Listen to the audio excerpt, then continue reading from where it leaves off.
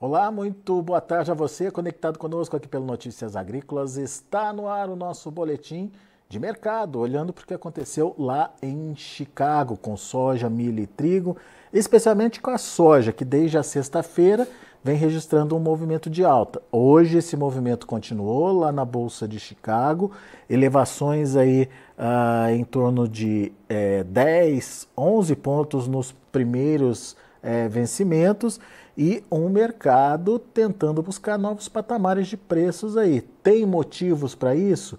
Tem motivos para isso, tanto do lado técnico quanto do lado de fundamentos. Quem explica para a gente com detalhes é o meu amigo Vitor Martins, lá da Amios. Está aqui já o Vitor com a gente. Seja bem-vindo, meu caro. Obrigado por nos ajudar a entender um pouquinho dessa dinâmica de precificação. Vamos começar tentando entender essa virada de humor lá em Chicago, que começou na última sexta-feira, né? A gente teve uma semana bastante pressionada, daí sexta-feira tomou aquele fôlego e hoje deu continuidade a esse movimento, Vitor. O que você acha? Esse movimento veio para ficar? É uma tendência? Tem coisas novas acontecendo no mercado? Enfim, ajuda a gente a entender. Boa tarde, Alexander. Boa tarde a todos os colegas e ouvintes de Notícias Agrícolas. Uma boa semana a todos. Exatamente, Alexander. Nós tivemos aí uma extensão, né, de um bom humor pelo mercado que iniciou na última sexta-feira, no último dia 19, trazendo aí a soja novamente, né, os melhores níveis aí do mês, né, padrões aí que de outrora aí a gente for observar trazendo a soja perto de máximas no flat price do mês nos portos.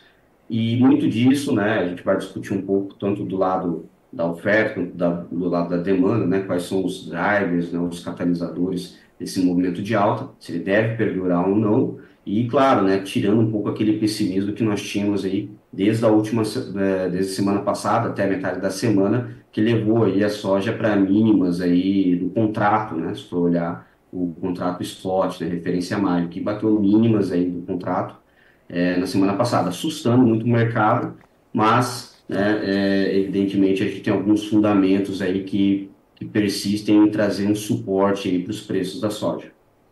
Muito bem. Temos então os dois componentes, o técnico e o fundamental aí, que estão ajudando nesse movimento, certo?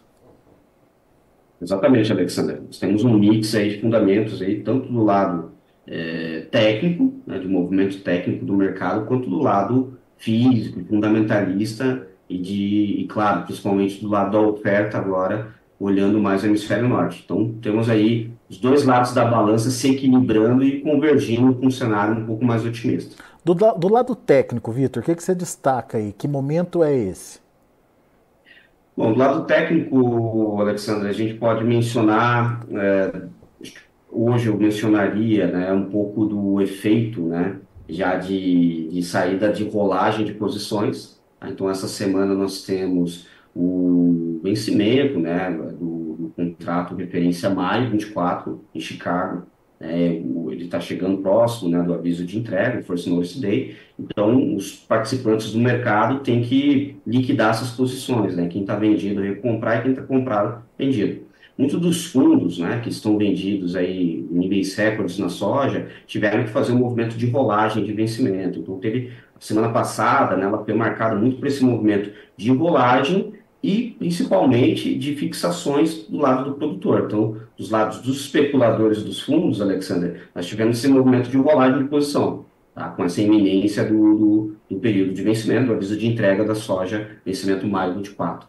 Do lado comercial, que eu destaco, no caso, os produtores, né, os commercials, nós tivemos um movimento de forte fixação, né, de posições, tanto aqui no Brasil quanto nos Estados Unidos, né, muitos produtores nos Estados Unidos deixam, né, o contrato que a gente chama, né, de bases, né, a fixar, então trava o bases, deixa Chicago em aberto, e teve esse movimento, né, de maior fixação, dada essa eminência de vencimento do contrato e uma certa pressão de curto prazo. Pode-se destacar que ocorreu desde o começo da semana passada até ali na quinta-feira, do movimento de fixação por parte dos produtores americanos. E no Brasil também, né? Nós tivemos aí o dólar buscando máximas aí de meses, no Brasil, que foi um efeito global, né, dessa escalada do dólar globalmente, então o real perdeu valor ali de uma forma muito significativa, também trazendo muitas fixações de soja pelos produtores brasileiros, né? Eu estimo que, considerando nas últimas 2 semanas, Alexandre, um farm selling, né, um volume de venda por parte do produtor, que passou de 10 milhões de toneladas. Então, claro, a alta do dólar também é um fundamento técnico, né, macroeconômico mais técnico, que também justificou muito da queda, né, toda aquela pressão dos futuros da soja em Chicago. Porém, nessa tarde nós temos uma mudança também em conjunto, né? Nós temos o que nessa tarde? O dólar perdendo força globalmente, aqui com o Brasil também, né? O real ganhando valor e, claro, trazendo também do lado técnico um fundamento mais otimista, sobretudo para as commodities em Chicago. A gente sempre ouviu falar, ou estava ouvindo sempre falar, Vitor, da posição vendida aí dos fundos. Existe esse movimento agora acontecendo? Os fundos estão recomprando posições para começar a safra, sei lá, zerado aí? Olha, Alexandre, esse movimento ainda não se iniciou, ok? Os fundos continuam vendidos, né? Os maiores níveis da história para a soja, tá? E para o óleo de soja, a venda de semana passada, né, reportada pelo CFTC, que é um departamento, né, de comissão de futuros, né, de trade de futuros e derivativos, nós observamos que foi umas maiores vendas semanais por óleo de soja da história. Foi algo realmente muito significativo, a venda, né, o movimento de liquidação de posições por parte dos fundos, né, adicionando e colocando, né, os contratos do óleo de soja nas mínimas da história. Então, hoje, numa equivalência de toneladas, Alexander, os fundos eles estão vendidos em mais de 34 milhões de toneladas em Chicago, que é quase 3 vezes superior ao estoque final, no caso, o estoque de passagem, estimado pelo uso da temporada 23-24, da temporada 24-25. Então, coloca um peso muito importante de os fundos agora, que tendem a retardar esse movimento, né,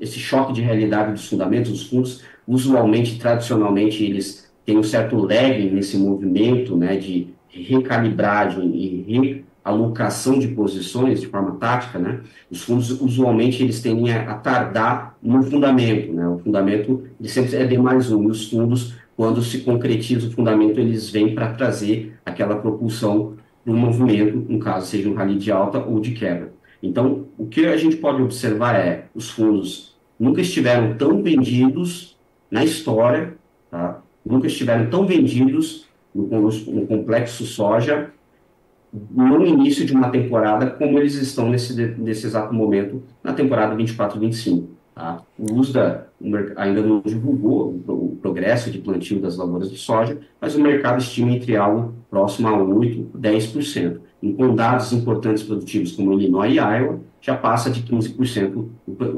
o progresso de plantio. Mas, claro, isso é muito heterogêneo, vai depender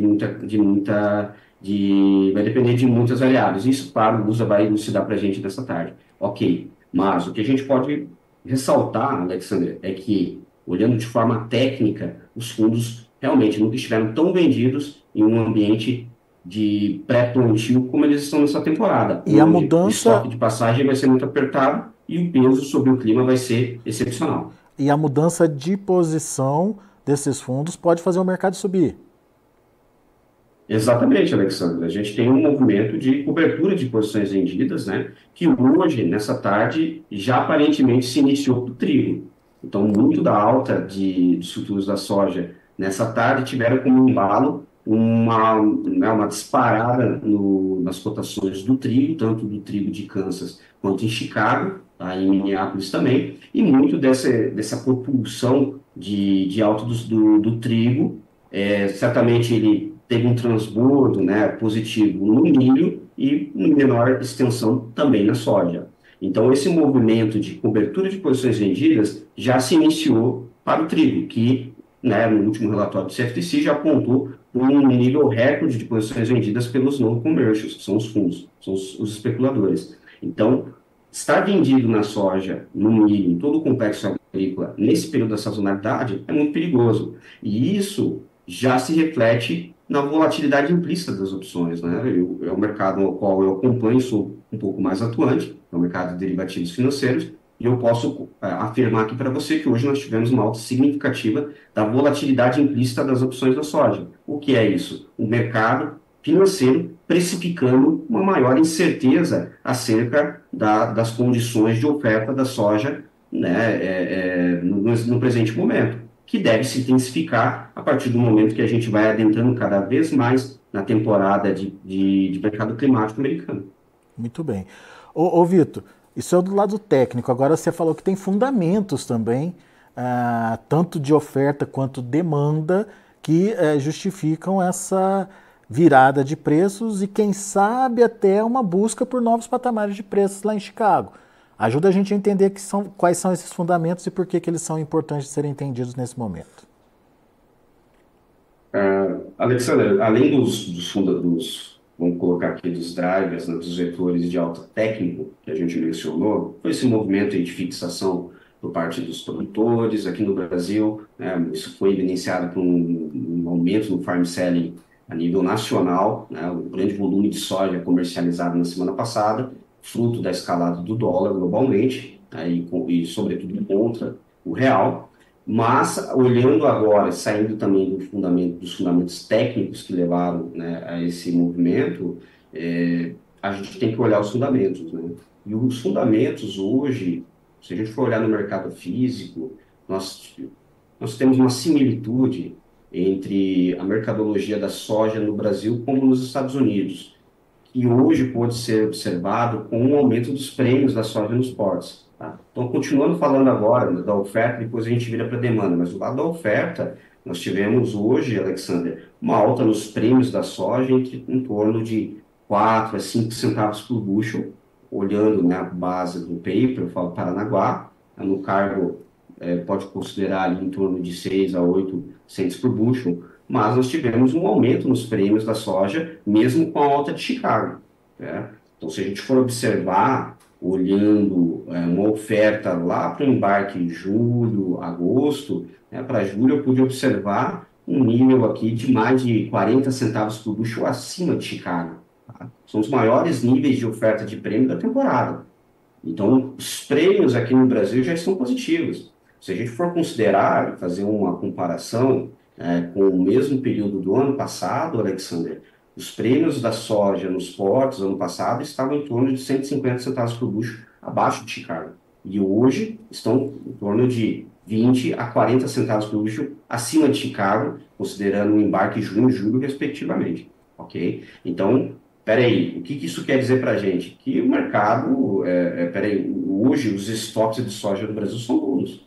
Os prêmios indicam o quê? Que apesar de, claro, a gente ter, né, se a gente for observar o mercado logístico esse ano, claro, ele está muito mais favorável, né, se for pegar hoje as principais rotas logísticas, o frete, né, o frete no interior, ele está nas mínimas dos últimos 4, 5 anos, né, dependendo de algumas rotas, dos últimos 5 anos. Então, o frete caiu absurdamente aqui no Brasil, durante toda a temporada ficou muito sob pressão, né? O frete, eu observei em plena colheita o frete caindo aqui no Brasil, algo muito incomum, né? Sobretudo, se você for observar para e passo ao ano passado, no ano passado, o frete disparou, né? Engargalou toda a logística e todo esse aumento no custo logístico foi repassado via prêmios mais fracos no interior. E toda a temporada os prêmios da soja ficaram negativos. Agora não é a mesma situação. Nós temos um cenário onde muitos produtores no interior, eles já estão sold out, né? Já liquidaram tudo. Então, muitos produtores, os quais eu sou próximo, já venderam 100% de sua safra 23, 24. Então, assim, o produtor já no interior já não tem soja. Vamos pegar assim, o que está sendo embarcado é compromisso antigo. O produtor, claro, tem um incentivo, né, na relação soja, milho, para represar soja e ser mais vendedor de milho. Então, o que a gente quer observar agora? Que, olhando o flat price da soja, olhando o flat price, FOB tonelada, né, olhando o FOB tonelada métrica, no porto, FOB portos, a soja ela está na máxima do mês. Hoje ela buscou máxima do mês, com essa conjuntura, com essa combinação de alta de Chicago e alta do prêmio. E o mesmo movimento, Alexandre, também ocorre nos Estados Unidos. Então, a similitude, a qual eu mencionei outrora, ela se dá no movimento dos prêmios nos portos e nas praças processadoras, tanto aqui no Brasil quanto nos Estados Unidos. Então, hoje, o prêmio da soja FOB, pegando o paper FOB Paranaguá, ele subiu em torno de 4, 5 centavos por bushel. Lá nos Estados Unidos, Alexander, nas principais praças processadoras esmagadoras de soja, os prêmios subiram de 5 e em algumas praças 10 centavos por bushel, que é um movimento muito atípico. Então, muitos podem dizer, olha, o movimento do prêmio da alta do prêmio de hoje se dá pela queda do dólar. Não deixa de ser verdade, né? O que tiraria muito, né, da correlação negativa de subir Chicago e, né, cair prêmio e vice-versa. Não foi o que aconteceu no dia de hoje. A alta do flat price da soja não foi um efeito apenas regional e local aqui no Brasil, mas também nos Estados Unidos, que é um fruto de maior demanda por parte das plantas processadoras, que a margem de esmagamento nos Estados Unidos disparou. Tá? Se você for considerar hoje o board crush, que é a margem de esmagamento, pegando teórico, base futuro, nos Estados Unidos hoje ela está positiva em quase $1 por bushel. Tá? Só para você ter uma ideia, um dos maiores níveis do mês, e algumas praças dos maiores níveis dos últimos 3 meses. E claro, você tem do lado da demanda também uma China pouco coberta e mais ativa na originação, sendo que semana passada mais de 40 navios foram negociados de soja, sobretudo aqui da América do Sul para a China. E a China tem ainda até agosto pelo menos de 20 a 24 milhões de toneladas para ser coberta. Então, uma combinação de escassez de oferta de soja no interior, movimento técnico por parte dos fundos, tá, de reajuste de posição com iminência do mercado climático americano e maior demanda da China aqui no Brasil e de soja para esmagamento nos Estados Unidos. Boa. Isso tudo do lado da oferta, mas a gente tem um componente importante aí do lado. Desculpa, isso tudo do lado da demanda. A gente tem um componente importante aí do lado da oferta que está relacionado com o clima lá nos Estados Unidos, né, Vitor?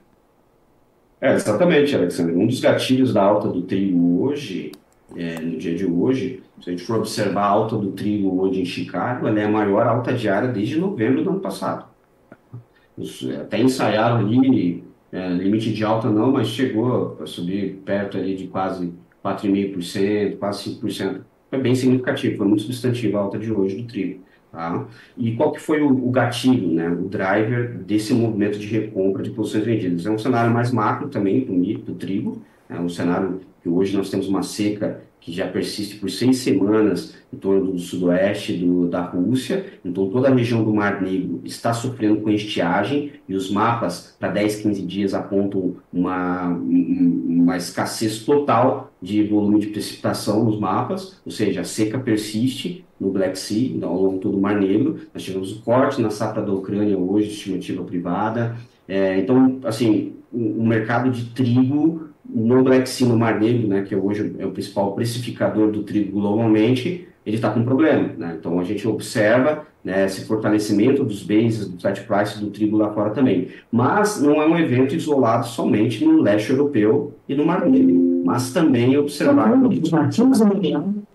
Então, se a gente for considerar nas planícies americanas, Alexander, nós temos aí também um padrão de aceleração do padrão de seca. O último monitor da seca trouxe uma melhora, né, nas condições de reserva hídrica dos solos e de condição de seca para o milho, para a soja manteve estável, tá? E é esse um fundamento, Alexandre, o qual eu chamo a atenção, que ninguém está falando agora, tá? Que é a questão das condições dos solos no meio oeste americano, dado, né, já essa largada de plantio da soja, que foi muito dentro da janela nos Estados Unidos, está bem acelerado esse processo, o que traz para a gente o sentido de que, ok, o plantio está dentro da janela, mas o plantio dentro da janela não vai garantir produtividade. Vai ser o clima ao longo de todo o desenvolvimento vegetativo, né, e fenológico das culturas. E o que a gente pode observar, Alexander, é que, dado que se plantou mais cedo a soja, muito dentro da janela, né, diga-se de passagem, o mercado climático também tende a começar mais cedo esse ano.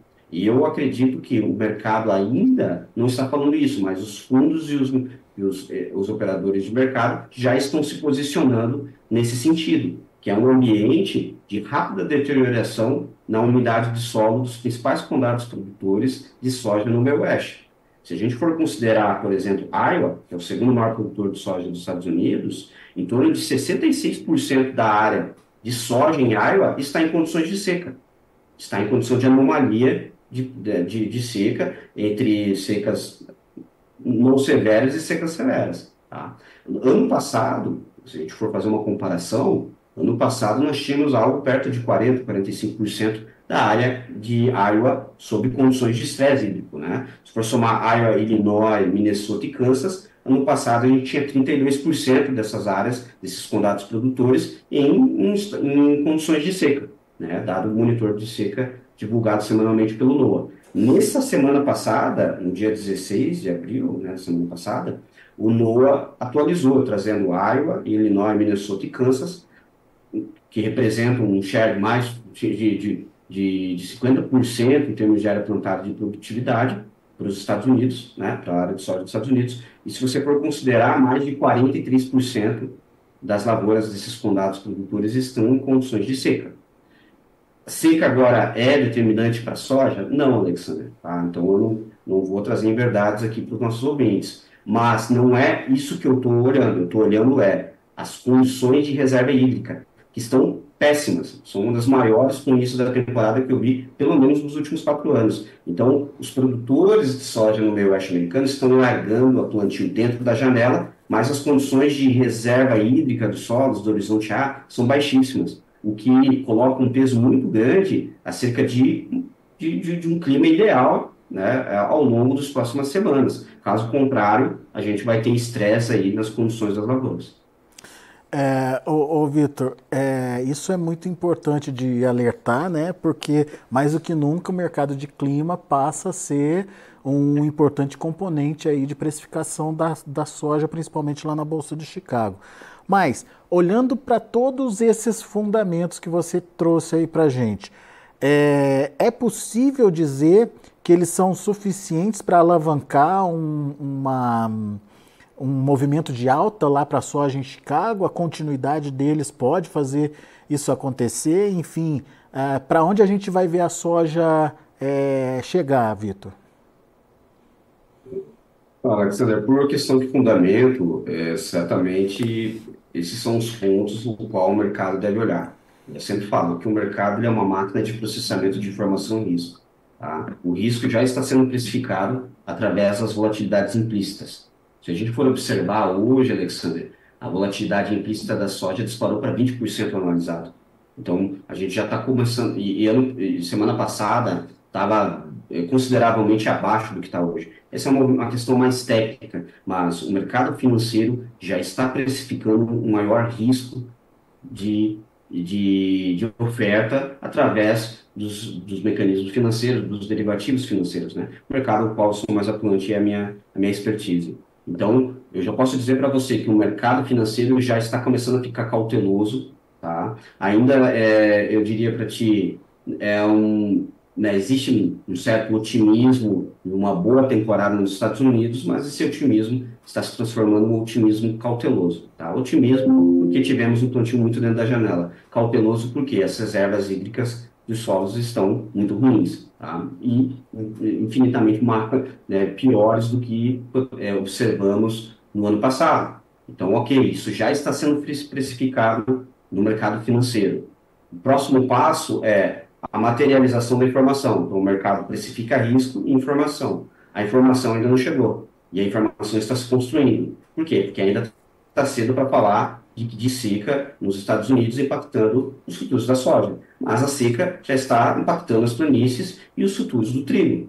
Então, evidentemente, a janela, né, de desenvolvimento vegetativo da soja é mais tardia. É o clima de agosto que vai definir o potencial produtivo da soja. Mas os fundos não vão deixar de recomprar posições vendidas para junho e julho. O mercado já está começando a tomar posição agora, visto que o mercado é eficiente, a gente tem que olhar sempre uma visão D+1 e não D-1. Então, enquanto o mercado ainda continuar debatendo o tamanho da safra no Brasil, a gente já está olhando as condições de reserva hídrica do solo americano e, claro, os fundamentos e toda a conjuntura e cenário de clima em todo o hemisfério norte, tá? Não é um cenário, um fenômeno apenas nos Estados Unidos. A gente está observando no leste europeu e também no Mar Negro. Então, vamos falar, né? Hoje, os drivers de oferta, eles terão e começarão a ter um protagonismo muito maior do que safra americana, safra brasileira, né, as condições aqui no Brasil, colheita na Argentina, tudo isso já é old news. O que é, né, coming news, o que são novas notícias, é o cenário americano e as condições climáticas daqui para frente. Nesse interim, o mercado físico vai ser o fiel da balança em dizer se o balanço de oferta e demanda ele está ajustado ou não, e se os futuros e o preço da soja nos portos e no interior reflete isso ou não. Então, quando você dá um zoom in, né, eu vou dar um zoom in, claro, é o clima. O clima é o principal vetor e catalisador de tendência no curto e médio prazo. Se você dá um zoom out, né, aí, claro, você vai olhar um macro, que são as condições do dólar, né, todas as questões que envolvem o Banco Central americano, inflação, mercado de trabalho, né, e, não menos importante, o balanço de oferta e demanda. Mas uma coisa a gente tem que prestar atenção, os prêmios não mentem, e os prêmios estão mostrando o quê? Que o mercado de soja no Brasil ele está oversold, né, está sold out, está liquidado, muitos produtores já venderam 100%, comercializaram 100% de sua soja, ok? Muitos produtores no sul que tiveram uma boa safra deixaram a soja fixar, mas é uma soja que já trocou de mão, ok? Perfeito. E isso já reflete nos prêmios, né, que pós-colheita, né, estamos no dia 22/4, o Brasil mal, né, assim, virtualmente já colheu aí mais de 87%, né, seus 90%, a colheita já encerrou, mas e a gente já observa um rápido fortalecimento dos bens no interior e dos prêmios cobre portos, tá? Justamente com isso, mostrando que os estoques no Brasil continuam baixos, os estoques disponíveis estão represados, o produtor levando a soja no custo de carrego, porque tem um incentivo de carrego através da curva do flat price, seja não apenas olhando Chicago, tá? Que está mais flat a curva agora, né? Está bem de lado, mas principalmente pelo prêmio e, claro, o fator câmbio. Tá, no caso do Brasil ficou claro que a gente tem aí os prêmios fortes aí podendo mudar os preços por aqui. Agora, no caso de Chicago, a gente pode ver novos patamares ou a soja buscando outros níveis de preços, Vitor? Alexander, se a gente for observar, como eu disse, os prêmios nos Estados Unidos estão subindo, tá? A margem de esmagamento, olhando Board Crush, Chicago e também as principais praças produtoras, elas estão extremamente positivas. Existem regiões que estão positivas em mais de $50 por tonelada. Ou seja, você tem um incentivo de processamento de soja muito grande nos Estados Unidos, tá? Você tem os prêmios se fortalecendo em tandem, né, para o passo a esse fortalecimento das margens de esmagamento. Então, o flat price da soja globalmente está subindo. Se você for olhar exclusivamente por Chicago, claro, é o copo meio vazio, né? Porque Chicago caiu relativamente bem, caiu mais de 60 centavos por bushel em questão de semanas. Claro que realmente é o copo meio cheio, mas o copo meio vazio que os prêmios se fortaleceram bem. E aqui no Brasil, para quem vende em reais, o dólar também contribuiu com uma melhora no preço médio da soja nas principais praças produtoras. Bom, o que a gente pode observar Chicago, isoladamente, se você for isolar Chicago, sobretudo para quem vende em dólar, que depende de Chicago em prêmio apenas, né, só Chicago em base, olhando o flat price, o prêmio eu acredito que continua se fortalecendo, tá, ao passo que a gente agora tem um maior incentivo para o esmagamento, as margens de esmagamento continuam positivas aqui no Brasil, trazendo, né, uma sobreposição nas ofertas de compra no interior em detrimento da exportação. Mas o mercado da exportação que estava assim, adoecendo para a soja voltou, né, a ter uma sobrevida, né, a gente viu o line-up andando um pouco mais. Então, é claro, tudo isso tende a ter o quê? Uma maior disputa de originação de soja no interior, né, o custo de originação das trades, o replacement, ele deu uma equilibrada, estava muito negativo, já está ficando próximo do break-even, tá? O que, claro, destrava maior potencial de originação de soja, e a gente observou isso também em toda a movimentação, né, de comercialização da soja das últimas 2 semanas, que passa de 10 milhões de toneladas. Só semana passada falam de 4 milhões de toneladas de soja comercializada.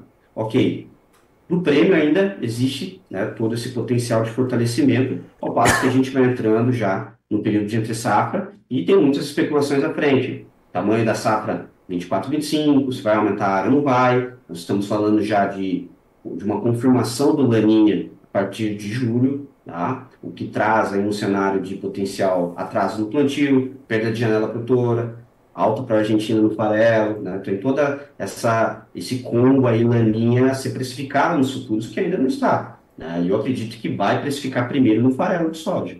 E aí vai puxar toda a conta do complexo. Mas olhando no sentido de prêmios, existe sim potencial de maior fortalecimento nos bases internos da soja, tá?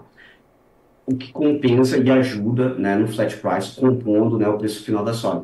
Olhando isoladamente para Chicago, aí vai ser unicamente uma função de cenário macroeconômico, né, alta, menor, alta ou maior alta do dólar, e não menos importante, obviamente, o cenário climático. Então, o cenário climático vai ser o protagonista e que pode levar a soja novamente a recuperar o patamar de $12 por bushel, que não deixa de ser um cenário crível, ao passo que, tecnicamente, coincide com a média móvel de 50 dias. Então, o próximo alvo, hoje, os futuros atingiram, né, a média móvel de 20 dias, que a gente fala. Passando esse nível de agora, né, de 11,80, ele pode considerar por julho, o próximo alvo técnico seria $12 por bushel. Não é nenhuma anomalia, não seria nada inviável, sobretudo em face da janela da sazonalidade que os mercados estão envoltos. Muito legal. Muito bom. Ô Vitor, então temos aí uma tendência mais positiva para os preços da soja. Então daí a gente deixa o internauta mais tranquilo. Por exemplo, Sadimota, estou esperando melhorar o preço. Se ele tem soja para vender, ele pode fazer ou decidir por esperar um pouquinho mais. E o que é uma boa estratégia, na sua opinião, para ele? Esperar até quando? Se ele tiver a soja física. E mercado futuro, o que ele faz? Exatamente. Bom, Sadi, obrigado aí pela participação, tá, e pela audiência. Eu gosto de ressaltar que hoje, né, você sim tem um incentivo econômico em aguardar um pouco mais para novas vendas e fixações, sobretudo por toda essa conjuntura que a gente mencionou, o mercado físico entrando numa sazonalidade onde os prêmios da soja tendem a se fortalecer no interior, muito em detrimento da conta de margem de esmagamento das fábricas no mercado interno, sejam incentivadas principalmente hoje pela conta do biodiesel, tá? Que é um novo vetor, sempre foi um vetor, mas hoje é um ingrediente a mais na composição de maior demanda de soja no interior, soja essa que pode muitas vezes compensar e anular, né, como a gente fala, sobrepor as ofertas de compra das tradings nos portos. Evidentemente, a gente está entrando nessa sazonalidade de maior fortalecimento dos bases do mercado interno. Isso vai ser refletido, né, FOB Ports também, na reposição, FOB. Você tem um carrego, né, nessa curva FOB Ports, né, que pode considerar ali em torno de 30 centavos por bushel nesse carrego, tá? Que é um novo incentivo também para você levar essa soja no custo de carrego. E para o mercado futuro, né, eu acredito que você deve estar mencionando a safra 24-25. A safra Exatamente. 24-25, ela está muito parelha, né, em termos de preço por saca com a safra 23-24. Tem uma similitude muito grande, sobretudo isso advindo da curva de Chicago. E se você for observar hoje a curva de Chicago, né, ela já está com um carrego entre relação à safra velha para a safra nova. Ou seja, quando eu falo um carrego, os futuros longos, com vencimentos longos, valendo mais do que o curto. Então, é um movimento que a gente já está observando, né, em termos de dólar por saca, está muito no interior do Mato Grosso, pegando o oeste do Mato Grosso, pode considerar algo próximo ali de $20 por saca, tanto para a safra 25 quanto para a safra 24. Né? Então tem essa similitude, está muito parelho o preço safra 24-25 com 23-24, o que destravou muito, né, a comercialização da soja 24-25, sobretudo para o produtor que quer travar, né, custeio, quer estar fazendo seus programas de barter, que daram, né, a queda ali dos principais formulados, né, do 2020, 18, trouxe sim um incentivo em termos de relação de troca, de uma melhoria nessa composição, né, do barter. Então, para quem precisava estar travando custos, realmente foi uma escolha, eu acredito, muito inteligente estar fazendo via barter, dado essa melhora, né, vis-à-vis essa melhora na relação de troca, sobretudo, né, os fosfatados, né, enfim, se for observar KCl e demais formulados que realmente viabilizaram, né, uma melhor relação de troca da soja. Porém, passado esse movimento de trava, eu particularmente não acredito ser um bom timing para você estar aumentando o seu nível de fixação da safra 24/25. Primeiro, um fundamento clássico, né, uma questão fundamentalista, que é um ano de laninha. E o laninha, ele, de acordo com o Enzo, ele já, a gente ainda está cedo para afirmar a maior ou menor intensidade do laninha, mas é uma anomalia já dada como certa a partir ali de junho e julho. Bom, então garante aí Claro, o insumo, né? Faz o barter que precisar e espera mais um pouco. exatamente, exatamente. Então, hoje, você tem um ano de laninha, né, como eu mencionei lá atrás. Um ano de laninha traz muitas incertezas acerca do plantio da soja, né, para o quarto trimestre.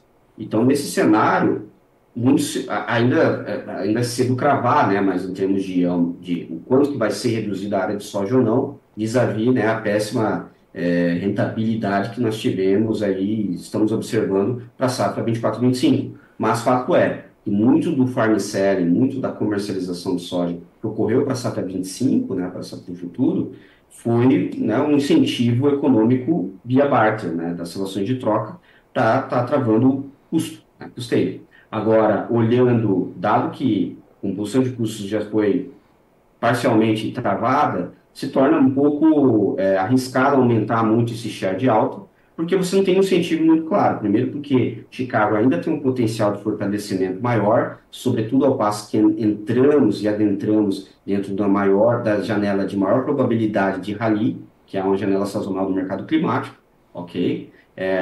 Tudo aquilo que a gente falou lá atrás, né, monitor da seca mostrando uma piora para as condições da soja em detrimento do ano passado, e no Brasil, particularmente, eu atento para os prêmios, né? Se você for observar, ao passo que no Brasil os prêmios da soja estão positivos para a temporada 24, não podemos dizer o mesmo para a safra 25. Se você for observar, Alexander, lá para março 25, tá, uma soja ali retirada fevereiro com março, março com março, o prêmio está negativo ali na ordem, pode considerar de em torno de 40, 45 centavos por bushel. Tá? Pegando um trade level, seria mais de 50 centavos por bushel abaixo de Chicago. Sendo que a média sazonal, vamos pegar a histórica dos últimos 4 anos, dessa janela de embarque para esse vencimento, tá? Ela é em torno de 45 acima de Chicago. E hoje, o nível de negociação é de 45, 50 centavos por bushel abaixo de Chicago. Então, o componente prêmio na formação do preço da soja inviabiliza e desencoraja um aumento na comercialização da soja 24/25. Apesar de, claro, você ter um ganho na rolagem do câmbio com a alta do dólar, mas que hoje já, né, já perdeu um pouco o encanto e o dólar, né, despencou, caiu abaixo de 5,20, trabalha perto de 5,16. Então, em reais, tira-se um pouco o apelo para as fixações 25. Em dólar, eu acredito que o componente prêmio ainda deve melhorar, pelo menos positivar. E a gente tem toda uma temporada ainda para construir um cenário de positivação desse prêmio, desses indicadores de prêmio para a safra 25, como nós tivemos para 23, 24. Muito bem. Ô Vitor, Rodrigo Mendes corrobora ali com aquela informação dos fretes. Ele está dizendo que frete lá no interior de Balsas, no Maranhão, está em baixa, menor preço dos últimos 4 anos. Muita soja, no entanto, ele está falando que tem muita soja no armazém ainda. Só não está Ah, com certeza, circulando a né? soja, mas isso fez o preço do frete baixar, mas tem soja ainda guardada. Ah, exatamente. O que são fatores que não são excludentes, né? Eles são inclusivos, eles não são mutuamente excludentes. A gente pode observar que, tudo bem, tem mais soja, mas o produtor não tem interesse econômico em vender ela, tá? E se ele não tem interesse em mover essa logística, consequentemente, o mercado logístico fica travado né, eu acredito que o fato do frete estar caindo é justamente também, claro, além de fundamentos ali gerais, econômicos aqui no Brasil, menor concorrência com a safra de milho, tem N fatores que a gente poderia pontuar que destacam, né, a queda do frete nos principais polos de escoamentos de soja e milho no Brasil, mas uma coisa é fato, né, muito desse frete também tem como componente, o componente que ela tem como fundamento uma menor safra de soja no Brasil e menor disponibilidade de venda por parte dos produtores, né? Então, eu acho que a gente entra numa espiral ali, né, num hiato, onde o frete não mexe, a logística não mexe, porque a soja no interior não mexe. Tá? Por que a soja no interior não mexe? Porque a gente não temos um incentivo econômico ainda suficiente para mexê-lo, né? E podemos ter isso ao passo que o cenário para o milho, sobretudo no Centro-Oeste, se constrói um cenário mais positivo, né? Choveu bem no Centro-Oeste, né? Então, muitos produtores aí, né, têm aí seus históricos pessoais que foram, e alguns apontam para mim que foram os melhores registros de precipitação e chuvas ao longo de abril, de diversas temporadas. Então, o cenário para o milho é promissor, aparentemente no Centro-Oeste, e eu acredito que essa soja hoje estocada deve ter uma soja um pouco mais avaliada, né, um percentual maior de soja ardida, ela deve vir a mercado, talvez para fazer espaço para o recebimento do milho safrinha. Mas é um cenário que a gente vai observar mais lá para julho, agosto, né? Acho que está um pouco cedo cravar isso. Mas, via de regra, ainda existe um incentivo de carrego da soja em detrimento do milho. Apesar de, nessas semanas, a gente tem visto o produtor vendendo mais soja, segurando mais o milho. Mas por quê? Porque o produtor segura por razões óbvias, né? Não vai ficar oversold em um cenário de incertezas aí para o milho. E, claro, né, vai aumentar ali, o nível de venda a partir do momento que ele vê o pendão brotando na lavoura de milho. Então, ele vai certamente ser mais cauteloso agora, até porque teve um salto significativo na comercialização de milho, de segunda safra, no começo ali de abril, né? Muito Então, bem. eu acredito que, sim, respondendo a pergunta ali do colega, né, os fretes hoje são uma função, uma derivada da menor safra no Brasil e menor disposição de comercialização agora no interior, pós-colheita. O produtor que tem a soja vai levar no carrego, se precisar vender vendas pontuais ali para fazer fazer caixa, pagar suas exigibilidades e, de forma logística, também fazer espaço para o safrinha. Muito bem. Temos também a participação de José Natal. Boa tarde, José Natal está sempre com a gente aqui. Obrigado aí pela audiência. E o Joel Alves, lá de Rondônia, também aqui com a gente. Obrigado, Joel, pela participação. Aliás, todo mundo que está nos acompanhando pelo chat do YouTube, muito obrigado pela audiência. Não se esqueçam de fazer a sua inscrição aqui no canal oficial do Notícias Agrícolas no YouTube. A gente tem uma meta para alcançar, que são os 100 mil inscritos. Estamos buscando essa meta aí, com a sua ajuda a gente vai chegar logo nesse patamar, nesse nível aí de inscritos. E, claro, deixe seu like, o seu joinha aí para ajudar a gente a distribuir melhor as nossas informações. Ao meu caro Vitor Martins, meus agradecimentos mais uma vez, Vitor, por você estar aqui e nos ajudar a entender e trazer essas expectativas de mercado aqui para os nossos internautas. Volte sempre.